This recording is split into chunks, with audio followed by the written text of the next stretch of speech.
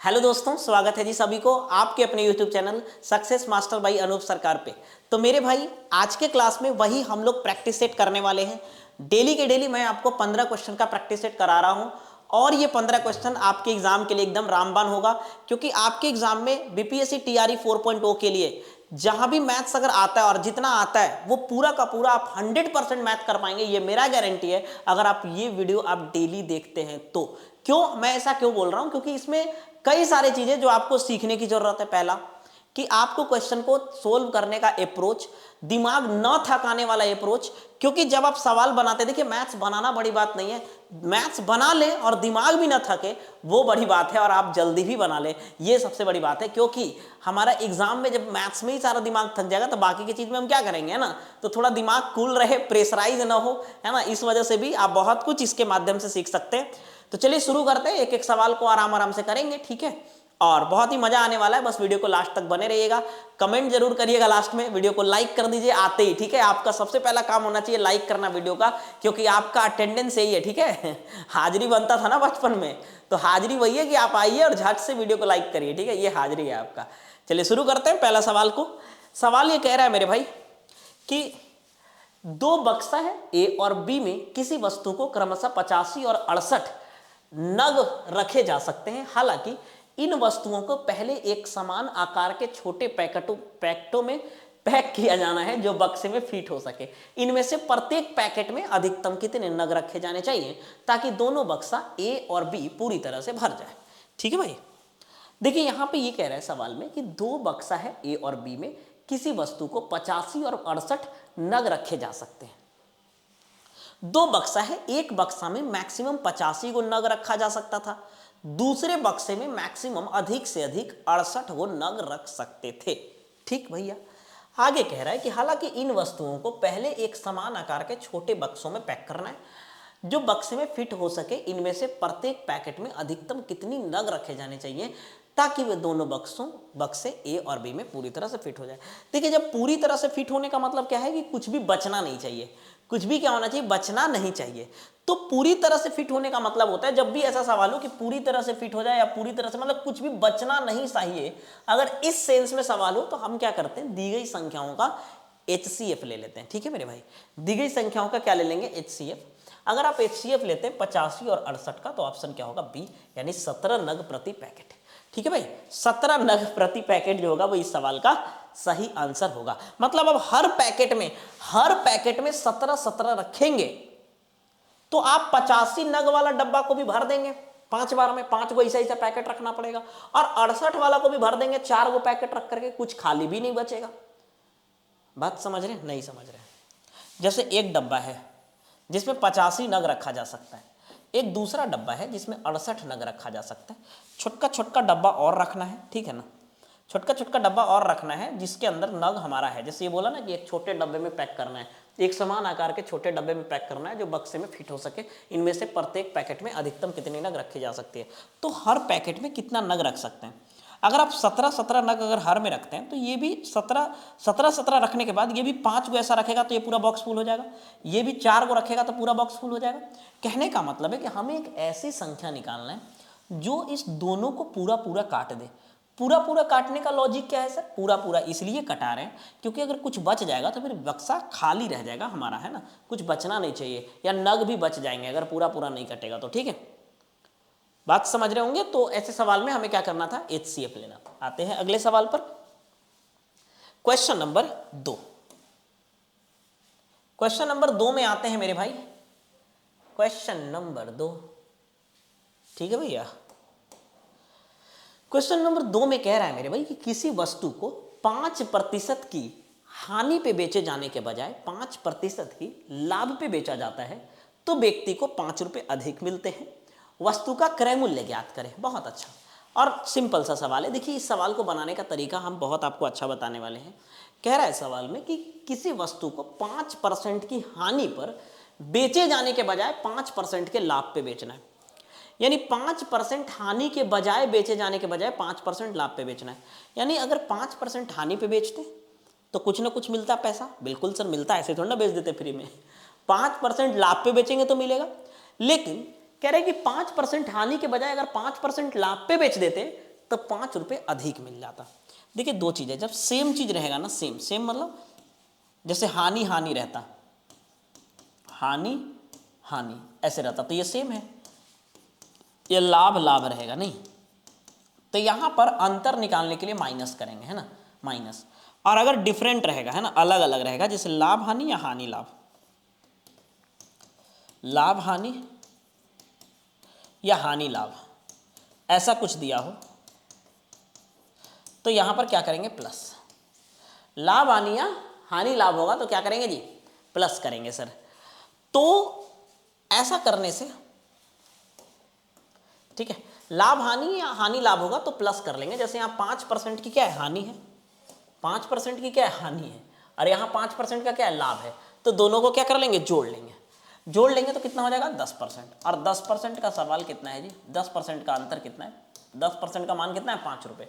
तो सवाल पूछे कि सीपी का मतलब 100%, तो 10 से गुना कर लेंगे 50 रुपये। 50 रुपये का समान होगा, और ऑप्शन ई आंसर है। 5% हानि के बजाय जब 5% लाभ में बेचेंगे तो 10% होगा अंतर, और 10% अंतर है, इसका मतलब 10% का मान जो है हमारा 5 रुपया है, क्योंकि पैसा में, रुपया में जो अंतर है जी वो 5 रुपये का है, लेकिन परसेंटेज में जो अंतर है वो 10% का है। तो 10% का मान कितना है, 5 रुपये। तो सवाल में ये पूछा है कि टोटल 100% का मान कितना हो जाएगा, सीपी यानी क्रय मूल्य, क्रय मूल्य का मतलब है 100%, ठीक है भाई। तो 100% का मान कितना हो जाएगा, 10 से गुना कर लेंगे, और वो हो जाएगा 50 रुपया। आगे बढ़ेंगे अगले सवाल पर। माध्यिका ज्ञात करना है आपको। हम माध्यिका के लिए फॉर्मूला भी बताए थे, माध्यिका के लिए फॉर्मूला मैंने आपको बताया है, और वो फॉर्मूला हम फिर से बता देते हैं, ठीक है भाई, फिर से बता देते हैं। जब n का मान, n मतलब पदों की संख्या, n का मान अगर इवन हो, सम संख्या हो, ठीक है भाई, सम संख्या हो, तो ऐसे केस में जो माध्यिका होता है, माध्यिका होता है वो क्या होता है मेरे भाई,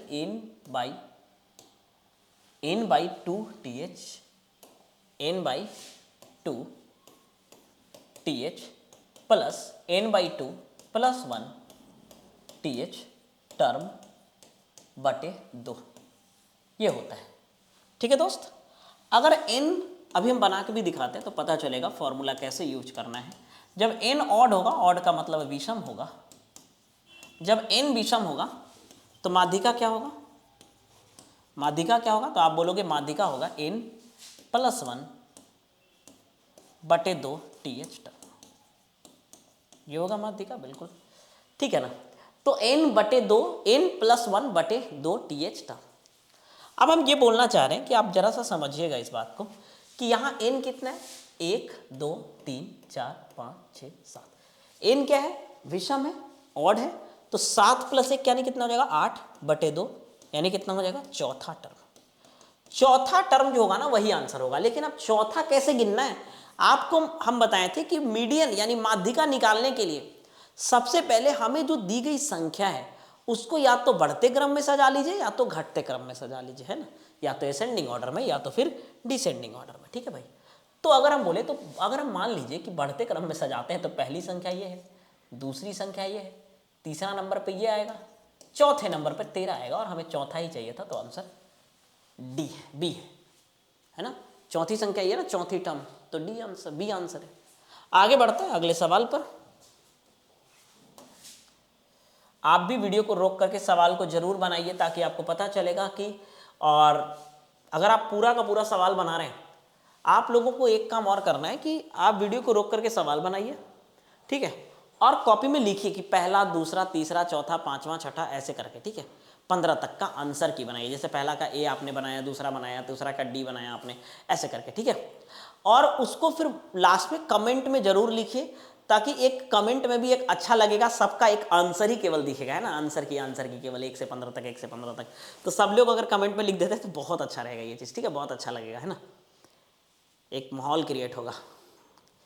कह रहा है यहाँ पे कि एक धनराशि को 8% वार्षिक साधारण ब्याज की दर पर 3 साल के लिए निवेशित किया गया था। यदि ब्याज दर को R+2% होती तो उस पर 84 रुपये अधिक प्रब्याज होता, तो निवेशित धनराशि ज्ञात करें, ठीक है भाई। निवेशित धनराशि आपको ज्ञात करना है, ये आपको बताना है। यानी कह रहा है कि अगर आप 8% के वार्षिक साधारण ब्याज पर लगाते, कितने साल के लिए मेरे दोस्त बोलोगे? 3 साल के लिए। तो भैया कुछ ना कुछ तो ब्याज मिलता ना? हाँ मिलता सर, लेकिन कह रहा है कि अगर आप R% ना लेकर के अगर आप R+2% का ब्याज दर लेते हैं, R% ना लेकर के अगर आप ब्याज दर को R+2% लेते हैं, तो कह रहे हैं कि आपको 84 रुपया अधिक मिला। बात समझना मेरे भाई, पहले भी R% था, आज भी R% है, लेकिन R% में 2% और ज्यादा है। तो हम ये कह रहे हैं कि 2% ज्यादा है एक साल में, लेकिन ऐसे ऐसे कितने साल तक लगाना है? आप बोलोगे 6 साल तक लगाना, सॉरी 3 साल तक लगाना है। तो 3 साल तक मेरे प्यारे भाई, अगर 3 साल तक 2% बढ़ेगा जी, तो 6% बढ़ेगा। बोले हाँ सर बिल्कुल बढ़ेगा 6%, लेकिन हमारे हिसाब से यानी परसेंटेज के हिसाब से तो 6% बढ़ा, लेकिन सवाल के हिसाब से कितना बढ़ा? तो आप बोलोगे सवाल के हिसाब से सर 84 रुपया बढ़ा, है ना। तो 6 का मान 84 है 14 बार में, तो 100 का मान 1400 होगा। ऑप्शन सी आंसर है। देखिए ये सवाल कितना एक लाइन में बना कि नहीं बना, बताइए। एक लाइन में बना कि नहीं बना? ये सवाल बहुत ही अच्छा था और आपको एक लाइन में यहाँ पे देखने को मिल रहा है। कोई फॉर्मूला नहीं लगाने की जरूरत है, ठीक है। जरूरी नहीं है हर सवाल में फॉर्मूला लगाना, जरूरी नहीं है हर सवाल को लेंदी ले जाना। जो आसानी से बन सकता है हम उसको आसानी से भी बनाएंगे भाई, ठीक है। आते हैं अगले सवाल पर। समानांतर श्रेणी एपी का सवाल है। एपी के सवाल में यही है कि आपको फॉर्मूला पता होना चाहिए, ठीक है। देखिए, अच्छा फॉर्मूला अगर ना भी पता हो कि एनवा पद का फॉर्मूला क्या होता है, nth टर्म का फॉर्मूला क्या होता है, तो उसके लिए एक चीज और है कि अगर 11वां टर्म पूछेगा ना, तो एक कम कर दीजिए, a+10d हो गया, यही फॉर्मूला है, a+10d हो गया। अगर 15वां टर्म पूछेगा तो एक कम कर दीजिए, a+14d। अगर 13वां टर्म पूछेगा तो एक कम कर दीजिए, a+12d। अगर 17वां टर्म पूछेगा तो एक कम कर दीजिए, a+16d। यही तो बात है कि नहीं है? अच्छा जी, डी का मतलब सार्वअंतर, जिसे हम कॉमन डिफरेंस कहते हैं। ए का मतलब प्रथम पद यानी फर्स्ट टर्म। ए फर्स्ट टर्म कितना है मेरे प्यारे भाई? तो बोलोगे यहाँ पे तो फर्स्ट टर्म सर माइनस का 3 है प्लस 10 गुने। अब डी का मतलब होता है कॉमन डिफरेंस। अब कॉमन डिफरेंस यानी सार्व अंतर लेने के लिए आपको हमेशा बाद में से पहले घटाना है ना। तो यहाँ पे क्या हो जाएगा, माइनस का 1/2 में से, -1/2 में से घटा लेंगे कितना जी, -3। अच्छा घटाना है तो उसके लिए माइनस साइन भी देंगे, और क्या घटाना है तो -3 घटाना है, तो हम लिखेंगे -3 इस तरह से, ठीक है ना। तो ये हो जाएगा -1/2 +3, ठीक है। तो ये 3 है और ये आधा है, 3 में से आधा घटा देंगे, 2.5 बच जाएगा ना, और 2.5 का मतलब है 5/2। 2.5 का मतलब कितना है मेरे भाई, 5/2। तो ये हो जाएगा 5/2, ठीक है भाई। 5 कितना हो जाएगा सर, 2 हो जाएगा। यहां से सोल्व कर लेते हैं, -3, ये हो जाएगा 5, 5×5 = 25। तो मेरे प्यारे भाई कितना आ जाएगा, 22 आ जाएगा ना। यस 22 आ जाएगा, और ऑप्शन बी आंसर है, सही है ना, 22, ठीक है भैया।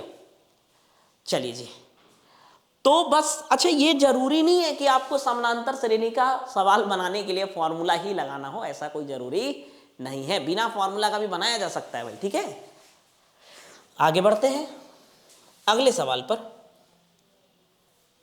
चलिए, यहां पे 2 कॉन्सेप्ट पे आधारित है कि उस कोण की माप क्या है जिसका पूरक उसके समपूरक कोण का 1/3 है। पूरक कोण समपूरक का 1/3 है, सवाल हमसे ये बोला है। पूरक और समपूरक में क्या अंतर है? एक को हम लोग इंग्लिश में बोलते हैं कॉम्प्लीमेंट्री एंगल, और एक होता है मेरे प्यारे भाई सप्लीमेंट्री एंगल, ठीक है। पूरक मतलब कॉम्प्लीमेंट्री एंगल, और समपूरक मतलब होता है जी सप्लीमेंट्री एंगल, ठीक है भैया। देखिए, पूरक कोण का मतलब होता है कॉम्प्लीमेंट्री एंगल, ठीक है ना, कॉम्प्लीमेंट्री एंगल। अच्छा इसका मतलब क्या है, बात समझना जरा सा। इसका मतलब यह है कि 2 ऐसे कोण जिनको जोड़ने पे 90 आता हो, 2 ऐसा कोण जिनको जोड़ने पे क्या आता है, 90। जब जोड़ने पे 90 आएगा तो उसे कहते हैं पूरक कोण, ठीक है भाई। जोड़ने पे जब 90 आता है तो उसे क्या कहते हैं जी, पूरक कोण कहते हैं। और जोड़ने पे अगर 180 आ गया, 2 कोण को जोड़ दिए और अगर 180 आता है तो उसे समपूरक कोण कहते हैं, यानी सप्लीमेंट्री एंगल, ठीक है भाई। दो कोण को जोड़ेंगे और अगर जोड़ने पे 90 आ गया तो वो होता है कॉम्प्लीमेंट्री एंगल यानी पूरक कोण। दो कोण को जोड़े और जोड़ने पे अगर 180 आता है तो वो होता है सप्लीमेंट्री एंगल, समपूरक कोण। ठीक है मेरे भाई, तो यहां पर दो कोण को जोड़ने पे कितना आता है? 90 आता है। योगफल कितना होना चाहिए? 90। ठीक है ना, योगफल। अगर हम बात करें समपूरक कोण की, तो समपूरक कोण में क्या होता है मेरे दोस्त? समपूरक कोण जिसे हम सप्लीमेंट्री एंगल कहते हैं, सप्लीमेंट्री एंगल कहते हैं।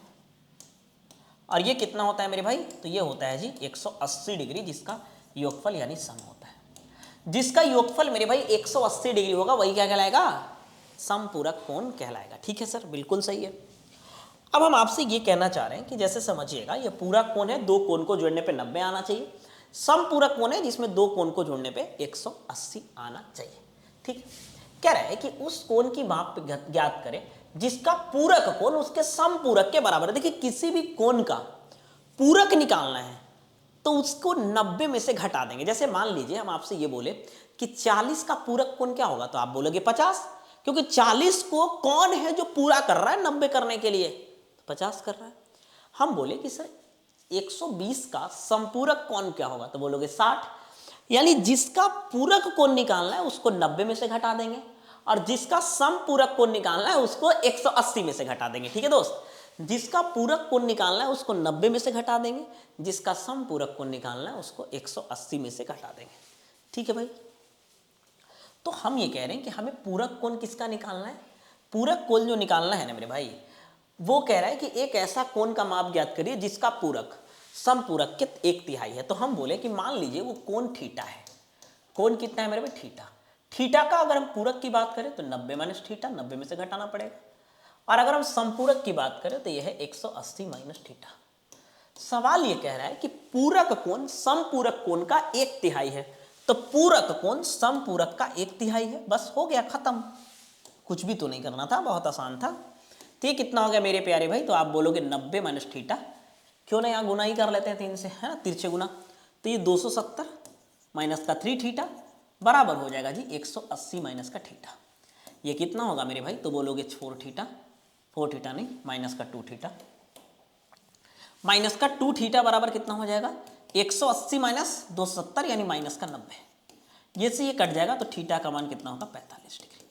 थीटा का मान कितना होगा मेरे प्यारे भाई? 45 डिग्री। और यहाँ पर उपरोक्त में से कोई नहीं इसका आंसर होगा। थीटा का मान कितना होगा मेरे प्यारे भाई? 45 डिग्री। 90 यही बोल रहा था ना कि जिसका पूरक कोण समपूरक कोण का तिहाई है, 1/3 है। एक नहीं लिखा है, ठीक है, तिहाई है मान लेते हैं। तो 90 माइनस थीटा जो है वो 180 माइनस थीटा का 1/3 है। ठीक है, 3 से गुना करेंगे, 270 माइनस 3 थीटा प्लस इधर जाएगा प्लस का 2 थीटा। ठीक है, तो कहने का मतलब यह है कि हमें जैसे जैसे सवाल कह रहा है, मैथ्स बहुत आसान है। मैथ्स इसलिए आसान है क्योंकि आपको कुछ नहीं करना होता है, बस केवल और केवल जैसे जैसे सवाल कह रहा है वैसे ही कर लीजिए। कभी कभी नहीं होता है, गांव में देखिएगा, बोलता है देख रास्ते ले जाएगा, तो वही बात है मैथ्स में, सवाल है आपको बना देगा कि क्या करना है। ठीक है, तो जैसे जैसे कहता है बस वैसे करना है, आसान है। आगे बढ़ते हैं अगले सवाल पर। ठीक है भाई, आइए अगला सवाल में कह रहा है मेरे दोस्त, क्या कह रहे भाई? कुछ कह रहा है क्या? हाँ बिल्कुल कहेगा। ये कह रहा है कि एक पहेली प्रतियोगिता में 3 इनाम दिए जाने हैं। बिल्कुल।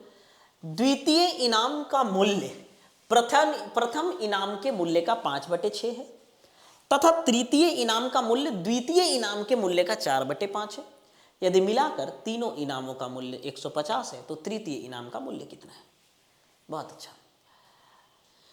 तो ये सवाल है आपके पास, सिंपल सा सवाल है, बस आपको क्या करना है? बनाना है। और क्या करना है? और थोड़ा कुछ करेंगे। एक पहेली प्रतियोगिता में कितने इनाम दिए जाते हैं जी? 3। एक पहेली प्रतियोगिता में 3 इनाम दिए जाते हैं। ठीक है,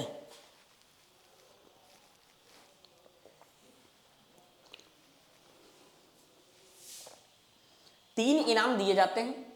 द्वितीय इनाम का मूल्य प्रथम इनाम के मूल्य का 5/6 है। बात समझिएगा, प्रथम इनाम के मूल्य का, प्रथम इनाम के मूल्य का के पहले क्या आया? आप बोलोगे प्रथम इनाम का मूल्य, तो का के पहले जो आता है वो हमेशा नीचे वाला का मान होता है। ठीक है ना, तो पहला जो इनाम है ना, फर्स्ट वाला, वो अगर 6 है तो सेकंड वाला इनाम कितना है? 5 है। ऐसा ही तो बोला है सवाल में।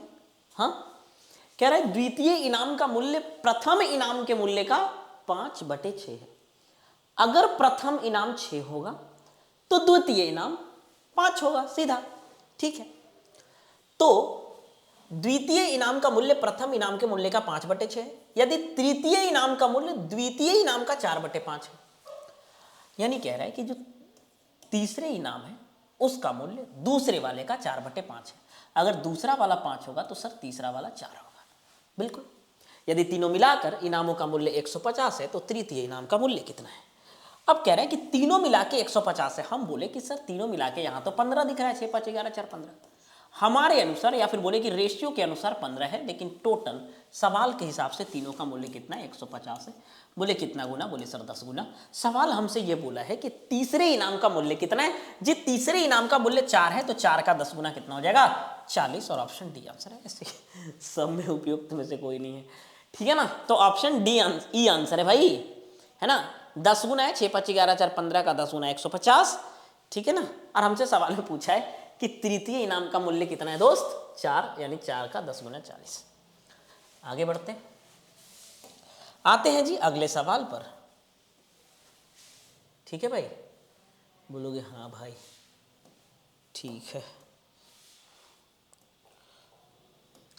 कह रहा है सवाल में कि root under 144 plus root under 0.0169 minus root under 4.41 का मान ज्ञात कीजिए। ठीक है भैया, ये आपसे पूछा है। ठीक है, तो बहुत आसान है, कुछ नहीं करना, आप तो ऐसे उड़ा देंगे देख करके, ऐसा तो लगता है हमें। 144 का अगर हम रूट ले लेते हैं जी, 144 का रूट कितना होगा? आप बोलोगे 12 होगा सर, 12। ठीक है, प्लस 169 का रूट कितना होगा? 13। लेकिन आप समझिएगा जरा सा, यहाँ पे रूट के अंदर 4 के बाद दशमलव है, तो रूट के बाहर 2 के बाद हो जाएगा, क्योंकि 4 में से 2 निकल जाएगा, क्योंकि 2 2 का जोड़ा लगता है ना स्क्वायर रूट लेने में। यहाँ हो जाएगा 21, और चूंकि 2 के बाद है तो यहाँ 1 के बाद हो जाएगा, बस बात खत्म। 12 में यहाँ जोड़ेंगे तो 12.13 हो जाएगा, और इसमें 2.1 घटाना भी है, तो ये हो जाएगा 3 0, ठीक है ना, 10 10.03, और ये ऑप्शन सी आंसर है। 10.03 जी इसका सही आंसर होगा। ठीक है, आगे बढ़ते हैं अगले सवाल पर। नेक्स्ट, अगर हम बात करें अगले सवाल पे, ये कह रहा है कि कौन सी संख्या है जो 1/2 से कम है? कौन सा भिन्न है, कौन सी फ्रैक्शन है जो 1/2 से कम है? अच्छा, 1/2 का मतलब क्या है? आधा, 50% है ना। अब उससे भी कम चाहिए हमें, कौन सी है जो उसमें से कम है? अगर हम 11/24 की बात करें तो क्या आ रहा है? ये 8/15, 15/31 नहीं, 8/15 बोले तो कितना आएगा? अगर हम पॉइंट और ये 80 हो जाएगा ना, तो 15 3 45, 15 60, 15 5 75, 15 5 75, ठीक है। फिर 5 बचेगा, 15 3 45, तो ये तो 0.53 आ रहा है, 0.53। ये कितना आएगा मेरे भाई? ये 110 हो जाएगा ना, तो 0.22 5 21 5 105, ठीक है ना। ये 10 हो रहा है ना, 110, तो 5 हो जाएगा ना, 21 2 42। अगर हम ये बोले तो ये आ रहा है 0.150 हो जाए ना, तो 31 चौके 31 5 155, तो ये 4 बार में ही जाएगा, तो ऑप्शन सी आंसर है। यही तो है ना जो 15/31 ही तो है जो आधा से कम है। 1/2 का मतलब होता है 0.50, यानी 50% है ना, या फिर बोले तो आधा। तो 50 0.50 से अगर हम पहले ऑप्शन को देखें, ये तो ज्यादा है, सेकंड वाला भी ज्यादा है, थर्ड वाला कम है, तो यही हमारा तीसरा सही आंसर होगा। ठीक है, आइए, ये कह रहा है कि एक किसान की पशुशाला में 20 दिनों के लिए 6 लिखा है जी, 20 पशुओं के लिए 6 दिनों का खाना है। 6 दिनों के लिए पर्याप्त भोजन है। इसी पशुशाला में 10 पशु और आ जाएं तो ये भोजन कितने दिन तक चलेगा?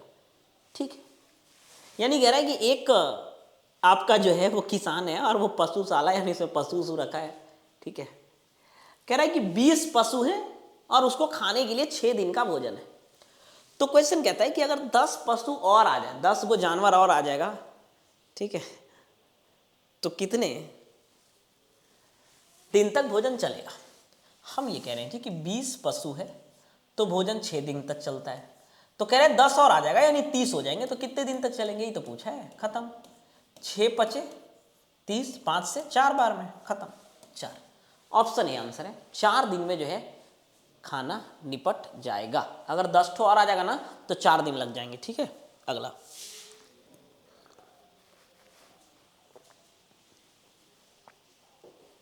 4 दिन यहां पर जो है वो सही आंसर है। आगे बढ़ते हैं नेक्स्ट। अगला सवाल क्या कहता है दोस्त, दोस्त बता दो दोस्त, क्या कह रहा है कि एक गोला जो है एक बेलन निर्मित है। एक गोला के अंदर एक गोला में एक बेलन है, हाँ ठीक है। गोले की त्रिज्या बेलन की ऊंचाई का 5/6 है, तो बेलन की आयतन गोले के आयतन से क्या है, ठीक है। बहुत आसान है, गोला में बेलन एक कह के और एक कंफ्यूज कर रहा है, कुछ है नहीं इसमें। ये कह रहे हैं कि एक गोला में एक बेलन निर्मित है, एक गोला है और उसके अंदर बेलन है, एक गोला है और इसके अंदर ऐसे बेलन होगा, यही तो बोला है, ठीक है ना, ऐसा ही कुछ है। ये कह रहे हैं गोले की त्रिज्या बेलन की ऊंचाई का 5/6 है। गोले की त्रिज्या, गोले का जो त्रिज्या है वो बेलन की ऊंचाई का 5/6 है, गोले की त्रिज्या। तो गोला की अगर हम बात करें, गोला गोला और बेलन ये दो चीज है, तो गोले की जो त्रिज्या है ना वो बेलन की ऊंचाई का, बेलन की ऊंचाई का कितना है 5/6 है। अगर बेलन की हाइट, बेलन की ऊंचाई अगर 6 होगा तो गोले की त्रिज्या 5 होगा, यही तो बोला है, हाँ ये बोला है ना। कह रहे गोले की त्रिज्या बेलन की ऊंचाई का 5/6 है, तो बेलन का अगर ऊंचाई 6 होगा तो गोला का त्रिज्या 5 होगा, ठीक है। बेलन के आयतन का गोले के आयतन से क्या अनुपात है, बेलन के आयतन। अच्छा, बेलन का आयतन पता करने के लिए आपको बेलन का क्या चाहिए, त्रिज्या भी तो चाहिए। तो गोला का त्रिज्या कितना है मेरे भाई, 5 है। गोला का त्रिज्या कितना है 5 है और बेलन की ऊंचाई 6 है, ठीक है, बहुत अच्छा। गोले की त्रिज्या बेलन की ऊंचाई का 5/6 है, ठीक है। एक गोला में एक बेलन निर्मित किया गया, ये गोला है और इसके अंदर बेलन है, हाँ तो ऐसे भी तो बना ही सकते हैं ना। अब ये कह रहा है कि गोला की त्रिज्या अगर 5 है, गोला की त्रिज्या कितना है 5 है और बेलन की ऊंचाई मेरे पास 6 है ना, बेलन की ऊंचाई तो 6 है और गोला का त्रिज्या यही तो होगा, और ये कितना है 5।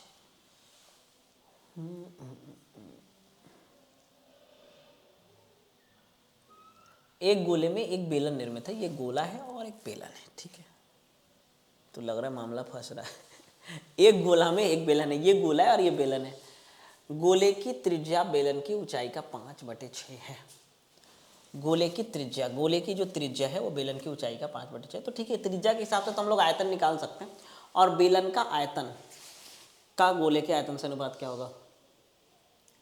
लेकिन बेलन का आयतन तभी निकलेगा ना जब इसका त्रिज्या निकलेगा,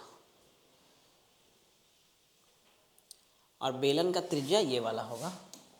क्या और कोई तरीका है जिसमें हम गोला ये बना लेते हैं और इसके अंदर बेलन बना लेते हैं। बेलन कैसे बनाएंगे तो कुछ सटीक जानकारी भी नहीं दे रहा है। अगर हम इसका त्रिज्या ये वाला होगा ना, ये वाला, ठीक है।